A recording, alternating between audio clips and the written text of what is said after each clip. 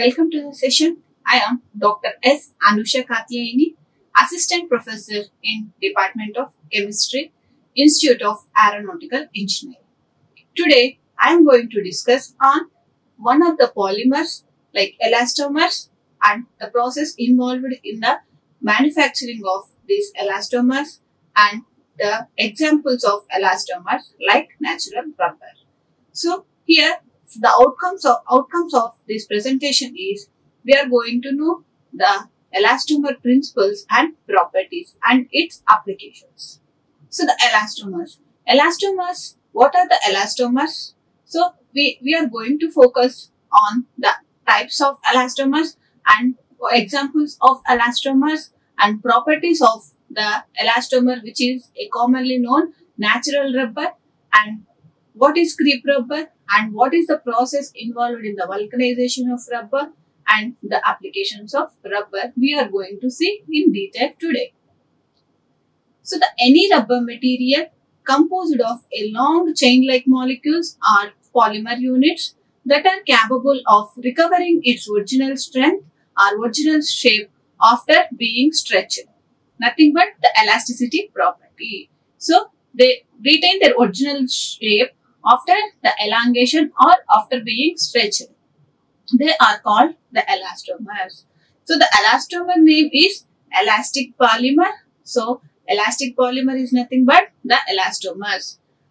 So rubbers are also known as the elastomers. They are high polymers which have the elastic property. So these rubbers also called Indian rubber and latex and Amazonian rubber. So they consist of polymers of the organic compounds like isoprene. We know polymer is nothing but the combination of monomer units. So polymer is a long linear or branched or cross-linked chain which consists of monomer units. It may be a linear or cross-linked or branched. So these are the monomer units. In rubber, these monomer units are isoprene. So the rubber is a polymer which consists of isoprene units as monomers and it forms a long chain that is called the rubbers with minor impurities of other organic compounds. So the main 4 leading rubber producers are Thailand, Malaysia, Indonesia and Cambodia are considered as the main rubber producers. They export rubber to different other countries. So natural rubber, how it was harvested and where it will come. So the rubber is harvested mainly in the form of latex. So latex is nothing but a milk-like substances produced from the trees, specially called a rubber tree, which is Hevea brasiliensis. So from this latex is produced. So the latex is nothing but a sticky, milky and white colloid drawn from making the incision on the tree. So if we see here, they make an incision or cut, it should be perfect. We should not damage the vessels of the tree. So the incision should be on the top of the tree. So here the white, sticky, milky and white colloidal liquid will be collected in the cups. These will be collected in, again, it will take lot of time, like drop to drop, it will come and accumulate in the cups. So thus collected cups can be transferred into a bigger tanks or a bigger vessels. Then it was collected in such a way. So the incision making on the tree, it should be from left to right and it should be the spiral. So there are some regulations like how to make incision on the tree. So it will be done by the professionals. So the rubber is harvested mainly here.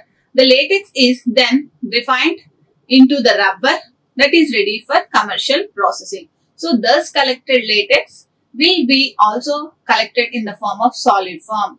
So what happens if we keep for longer time, it will coagulate and it forms a solid which is having some elastic property. We can see the formation of solid here. So here we can see the flow of latex from the tree, rubber tree. So it was collected in the cups, and if it is allowed for a longer time after collection, then it becomes a semi-solid. Some coagulated lumps are collected and processed in dry forms, for sale. So this is a high molecular weight hydrocarbon polymer which represents the formula C5H8X. This is the number of monomer units, and this is the isoprene unit which is having 5 carbon molecules and 8 hydrogen molecules. So it is a polymer of isoprene units. So if the repeating unit X is nothing but the repeating units. So as we know, the polymer is nothing but the repetition of the monomer units. Small monomer units join together by the bonds which results in the formation of polymer. So this elastomer is also a polymer. The same thing here, the monomer units, isoprene units join together and form a chain that is called the natural rubber. So here if we see isoprene, so we have 1, 2, 3, 4, 5 carbon molecules and H8. So this gives the isoprene unit, and if this is 1 unit, then C5H8N, which gives the natural rubber called polyisoprene. So it is an elastomer, makes it applicable to many industries like the manufacture of dipped products. So there will be one mold made of steel. With that, this latex, whatever we got from the plant, without any vulcanization process, they undergo some treatments like stirring and removal and bulking. Then it was used in the industries like preparation of gloves, balloons, etc. and other medical products. So with this latex, we can prepare these things. This foam, again in this, the foamed latex is specially used in the preparation or manufacturing of cushions and mattresses. As we heard the term, like this is the mattress, which is the foamed latex. So which is very tensile and elastic property strength will be there for this foamed latex and plays a vital role in the manufacturing of mattresses and cushions. So the processing of rubber, how the rubber, the once collected latex is going under the process of treatment for the manufacturing different industries. And what is the process? So by cutting the bark of rubber, the milky colloidal rubber milk which is obtained is latex. So the main constituent of this latex is 25 to 45% of rubber. In general, the once collected latex is mixed with ammonia. This is a preservative, but the concentration should be very less, like less than 2%.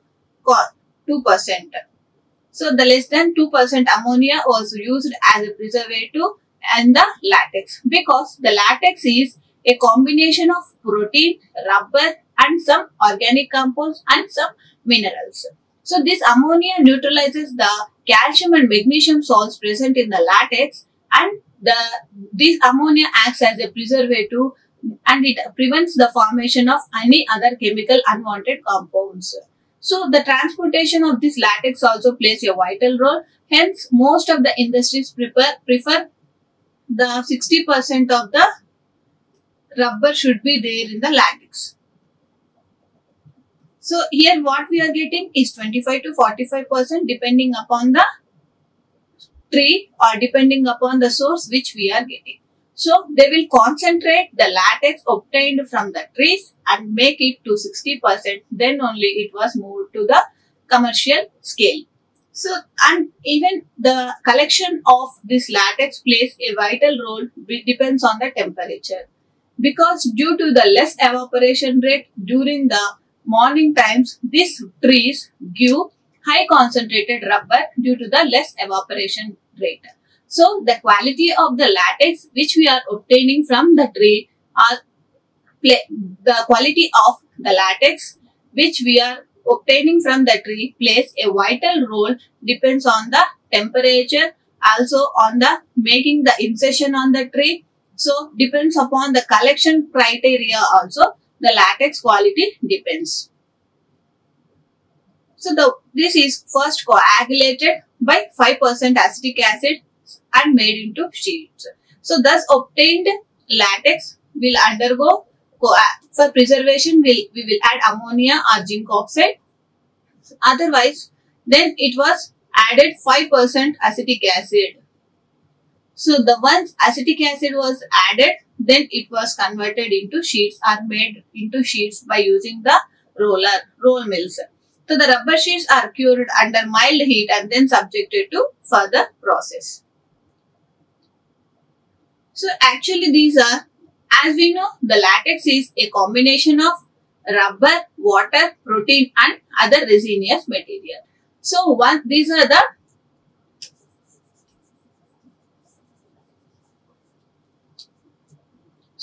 the neutralized rubber particles. So this is the protein structure which is having H plus ions. So once this 5% acetic acid is added, it breaks its protein bond and the material like rubber material present in the inside the protein, rubber polymer coagulates are formed.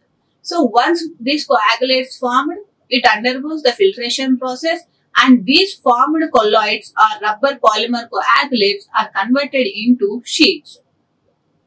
So after natural or synthetic rubber is made, it is delivered to processor plants. So it should be the final product should be utilized to make a variety of goods. So the 4 processes are involved generally: compounding, mixing, shaping and vulcanizing. These are the 4 processes involved in the conversion of the latex or the rubber sheets which is obtained here are converted into the useful products or variety of goods which involves these 4 processes. So the first, compounding. Compounding is nothing but the addition of carbon black filters which increases or enhances the tensile strength by it boosts the tensile strength and protect it from UV light degradation. So the next step involved after the compounding is mixing. So the rubber must be mixed well mixed with additives. The temperature is raised for this purpose and the additives added are thoroughly blended inside the machine. So the addition of additives like additives which we are using should be properly blended before the shaping. So here we are going to mix the additives to the rubber. Then shaping. Shaping, the name itself indicates we are going to make a shapes or molds. So force a highly plastic rubber through a series of screw extruders to create rubbers. So after this compounding, here the tensile strength of the rubber is increased. Then mixing. Mixing properly by blending. Then shaping and force to pass through the extruders, screw extruders. Then 2 spiral extruders will be there and it will be forced to like this use the homogeneous rubbers. So the mixture after the addition of additives, after this passing through these extruders, then it goes to the shaping. Then vulcanization. So the rubber processing unit is finished with vulcanization. So the vulcanization is the last step involved in the rubber manufacturing. So here the sulfur is going to added to the rubber where the cross connections between the rubber will be formed during vulcanization. Supports, these are the isoprene units, a linear chain of isoprene units. So in the process of vulcanization, the bonds will be formed with sulfur. So the cross links will be formed with the addition of sulfur. So this process is called the vulcanization process. So the crepe rubber. What is crepe rubber? So once the latex is collected, it should be added with sodium bisulfate to bleach the color, to retain the color and feed in the rollers which produce 1 mm or more thickness sheets. So first sodium bisulfate is added to bleach its color and feed the rollers. Rollers are 2 rollers will be there in between these, some gap will be there between the 2 rollers. They move in circular and anti-circular motions, means clockwise and anti-clockwise rotations. Then the rubber is passed through these rollers. So it should be, the gap will be 1 mm. We can adjust the dia of these rollers to get the sheets accordingly, and which are dried in air about 40 to 50 degrees centigrade. So the dried thin sheet of rubber, also known as smoked crepe rubber. So once we get the 1 mm sheets of these rubbers, they are also called as smoked crepe rubbers. It prevents the addition of this sodium bisulfate, prevents the darkening of pale crepe due to enzymatic reaction. So thus obtained rubbers are called, the delay in incorporating the chemical would result, chemical is nothing but the sodium bisulfate addition, which result in discolored crepe rubber. So dark colored crepe rubber is obtained, that is called the crepe rubber. So generally the collection and preservation of latex goes to the preliminary straining, where the most of the suspended particles or leaves or any materials present can be strained in preliminary straining. Then weighing of latex. They are going to weigh the how much of latex obtained. Then bulking and standardization procedure, followed by addition of sodium bisulfate, because due to the crepe rubber formation, they have to add sodium bisulfate. Then fractionization, then bleaching, then coagulation, then milling, then drying of laces or drying of sheets. So this is the process generally involved in the manufacture of these sheets of rubber. So mastication. So mastication is a process of softening or breaking down the molecular chains of rubber particles by the means of mechanical shear, such as grinding and mixing. So due to the application of the mechanical force, the breaking of the bonds will happen in the rubber. That process is called mastication. So on this process, the rubber will get soft and gummy when subjected to severe mechanical forces like agitation, is nothing but the mixing. So it is followed by the addition of certain chemicals, like that addition of these chemicals is called as compounding. That process is compounding, which is carried out on roll mills or internal mixers. These are the roll mixers or roll mills, where two rolls will be there. One here, one and another here, one and another one is two here. So based on the adjustment of the based on the distance, the diameter of the sheets will be obtained. So if it is longer, the more thick sheets will be obtained. If it is smaller, so if the two rollers are rotating, if the gap is very less, the rubber entered is very less. So the mm we get from this, so the of the means millimeter thickness of the rubber obtained between these two rolls will be less. So by this process, we are softening or breaking down the bonds present in the rubbers. So the obtained rubber sheets will be like this, of very less thickness. We can observe here it is very transparent and very less thickness of rubber sheets are obtained. So after mastication complete, the rubber mix is ready for vulcanization. So once this process completed, the rubber enters the vulcanization process. So vulcanization. Vulcanization is one of the important steps to get the hard rubber. So it consists of heating the raw rubber at 100 to 140 degrees centigrade by the addition of a compound called sulfur. So particularly by the addition of this sulfur, they combine chemically at the double bonds of rubber spring and provides a cross-linking between the chains. So this is the raw rubber. So this is sulfur, and 100 to 140 degrees centigrade we are heating this raw rubber. Then we can see the formation of cross links here. So there were links, they are interconnected and cross links are formed in the rubber. So this is called vulcanized cross-linked rubber.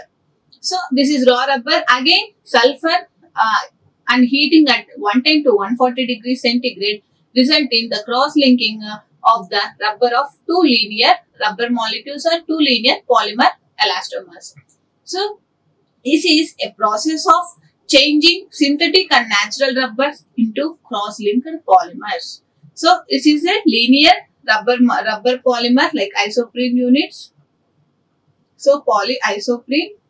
Then when it was heated with 100 to 140 degrees centigrade in the presence of sulfur or addition of sulfur gives the cross links between these polymers.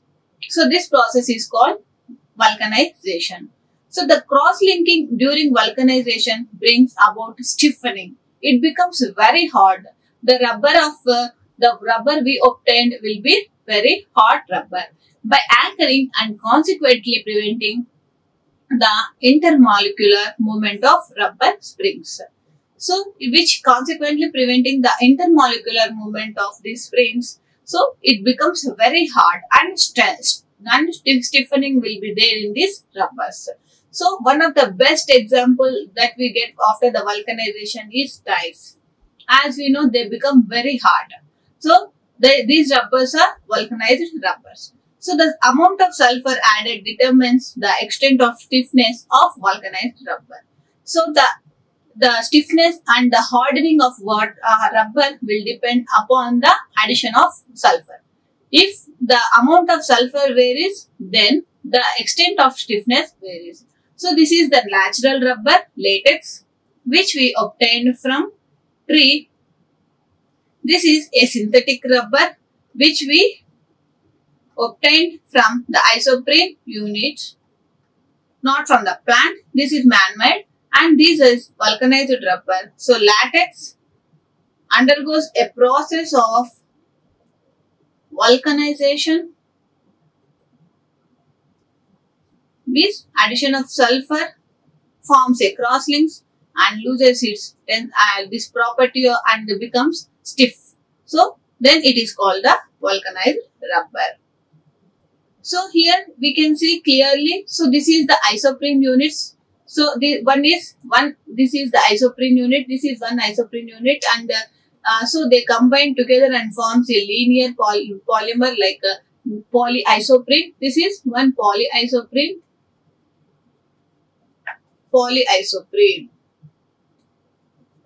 Once sulfur is added and 100 to 140 degrees centigrade is heated, then what happens? It formed a bonds between these two linear.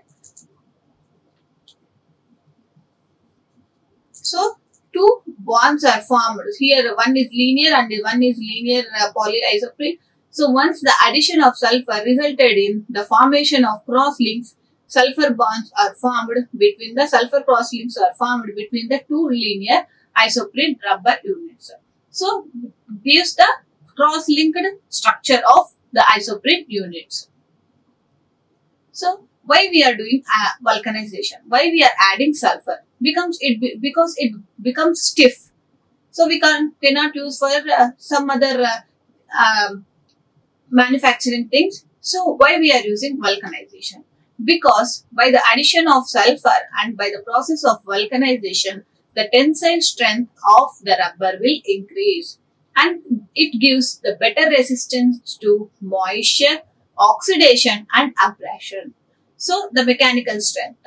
So, and also this gives the resistance to organic solvents like carbon tetrachloride and benzene or petrol, etc. These are the organic solvents. So, once due to the addition of sulfur and due to the process of vulcanization, it becomes resistant to some organic solvents like benzene, petrol, and it has only slight thickness. The rubber obtained from this vulcanization will have very slight thickness and low elasticity, improves tear strength, and also creates an excellent material for electric insulator. So, it also offers excellent resilience and low water absorption of the rubber. So, these are all the advantages upon the process of vulcanization. So, this is why we are vulcanizing the rubbers and are used in the manufacturing of pipes, and these are the materials and manufacture of tires also. Because on the roads, it should be temperature resistant, and then electrical proof and low water absorption capacity should be there. So, based on this, For advantages, this vulcanized rubber is used in manufacturing of these tires, and also in the industries. It is used as the layers. This rubber specifically used as a layers in the reaction vessels. So the applications. So the manufacture of tires, as we discussed, and tank linings in chemical plants, because these they won't react easily with the solvents. They are chemically inert. So it gives a vital application in using of these tank linings in chemical plants, and it to reduce mesh vibrations and sandwiching material between the metals. So sandwiching material means like walls, like these are used as a material between the two metals. It will be a leak proof, and even in tightening the bottles we will use some rubber rings, because it will be tight and it won't give the liquid or water are present in the bottle to come outside. So these and foam rubber in cushions and mattresses. As we know, the latex is used in cushion and mattress manufacturing, and rubber coatings are used to make waterproof textile tents, raincoats, and conveyor belt or in industry, and other items used for the industry, and also used in flooring. So the rubber sheets are used in the flooring purposes, and molds are used to make rubber products like shoe soles and heels, seals, suction cups, and bottle stoppers. So these rubbers play a vital role in the manufacturing of these products, and due to their advantages and their applications and their properties, they play a vital role in the manufacturing of all these materials. So the rubber is used everywhere, like tires, automotive compounds. In cars, all these gaskets, even in the doors we have one gasket that also prepared by the vulcanized rubber. And clothing, flooring, and natural rubber gaskets, and rubber nozzles, and erasers, and rubber sheet products, and in ducting, and also in coatings and adhesive preparations, even in rubber gloves, and anti-vibration isolation pads, and rubber swimming tubes, even in elastic rubbers. Thank you. Like, share and subscribe. Hit the bell icon for more updates.